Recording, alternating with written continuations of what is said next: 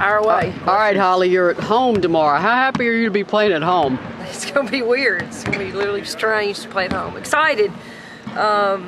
Excited to play in front of a big crowd and for everyone to see our team and how we're kind of shaping up, and just it's good to be home. How was that bus ride back from Atlanta when you're coming home with a 1-1 record after that opener? It's awesome. It's always great when you win. It's a lot pleasant.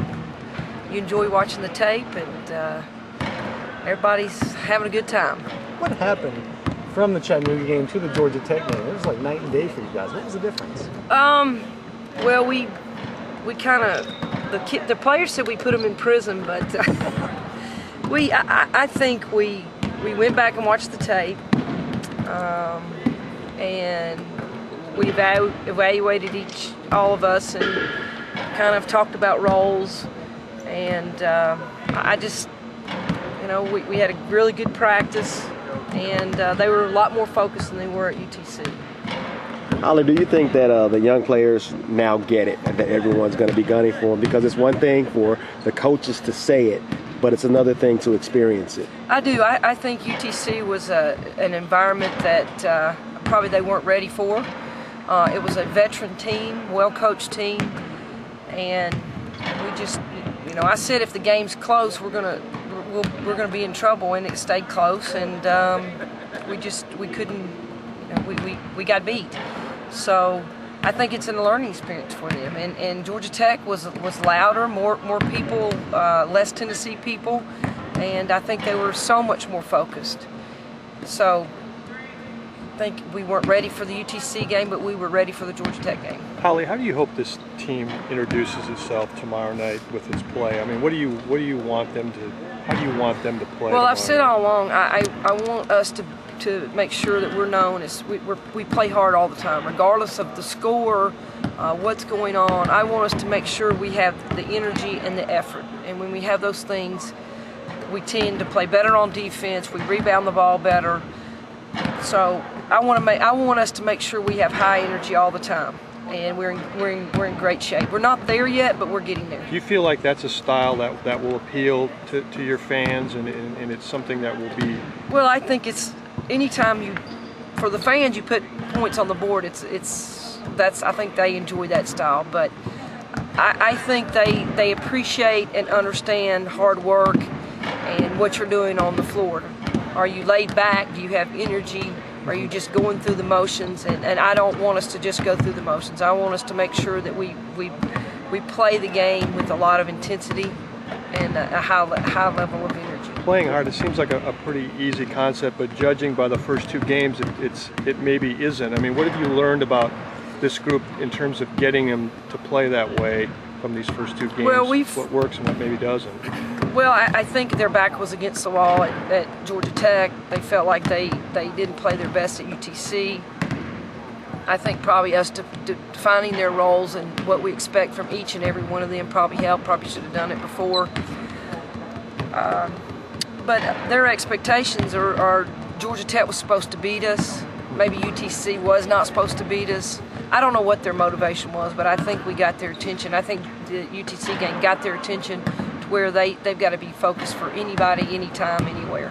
What did you all see before the season at Bashara and Jasmine that made y'all think they could contribute the way they have already in the front court? Well, they're high energy players. They're athletic and high energy, and they play hard all the time. They listen, and they're quick. They're quick learners. So I think just those tangibles for them, we needed them on the floor. What they don't know, they make up in just hard work and just athletic ability. So I think we have to find a way to get them on the court. Andrea, I think 36 minutes Sunday, she was on the court with the aerial a lot. I mean, is that combination, how do they complement each other when they're on the court at the same time? Well, I actually like that combination. I didn't think that we would get to that, especially this early. But Ariel's been a great leader for Andrea. But I think Andrea has to get confidence, and I think the more she plays, the more confidence she gets. And I thought she was outstanding in the Georgia Tech game for us. Coach, it's signing day. This has to be a fun day for you around the office, especially getting a player like Mercedes Russell. Now that she's signed, what can you tell us about her? Well, I will tell you this: we were thrilled to have Mercedes Russell, 6'6", player who can bring the ball up the floor, very athletic, very mobile, just can dominate on the defensive end, and just she can get up and down the floor. She presses. So if you want to see a big kid that's all around game is a positive, that's Mercedes Russell.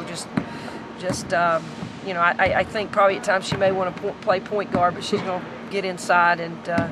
But just totally excited about her. And then Jana Tucker, who we got papers from, is athletic, can score, is a creator, very knowledgeable of the game, and I tell you, those two right there are game changers for us, both of them. So we're thrilled and waiting on others. As you're heading into a new era, what does it do for kind of the momentum of the program to show that even after Pat, you can recruit this level of player, getting the number one player in the country? Well, I think it says a lot about what the program Pat established and the foundation that we've built here at Tennessee. And as Pat is not with us as far as coaching, she has built this tradition, and it's up to us to carry on that tradition and make sure we continue that. And I think I have people in place they understand that, and they understand how to sell it. So we're selling something that we've been working on for 34 years. Speaking of Pat, there's an online petition to name the national championship trophy after Pat Summit.